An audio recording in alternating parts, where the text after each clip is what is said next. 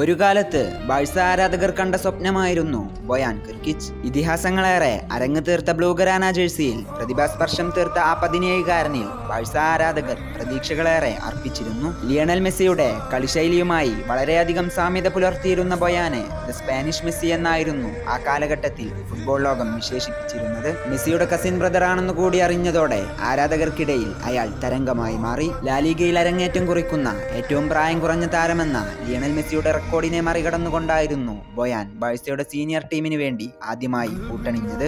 ആദ്യ സീസണിൽ തന്നെ ഗോളടിച്ചും അടിപ്പിച്ചും കളം നിറഞ്ഞ ബൊയാൻ പിന്നീട് എങ്ങനെയാണ് ബാഴ്സ ആരാധകർക്ക് ഒരു നൊമ്പരമായി മാറിയത്? ആരാധകരെ അയാൾക്ക് മേലർപ്പിച്ച അമിത പ്രതീക്ഷയും അയാളുടെ മേലുള്ള മെസ്സിയുടെ പ്രതിബിംബവും അയാളുടെ കരിയറിനെ തന്നെ ചോദ്യം ചെയ്യുവാൻ ആരംഭിച്ചു. പെപ് ഗാർഡിയോള എന്ന പുതിയ കോച്ചിന്റെ വരവോടെ സൈഡ് ബെഞ്ചിലേക്ക് ഒതുങ്ങിക്കൂടേണ്ടി വന്ന അയാൾ അവസരങ്ങൾക്കായി മറ്റു പല ക്ലബ്ബുകളിലേക്കും ചേക്കേറിയെങ്കിലും പിന്നീടൊരിക്കലും ആ പഴയ ബൊയാനെ ലോകത്തിന് കാണാൻ സാധിച്ചില്ല എന്നതാണ് യാഥാർത്ഥ്യം.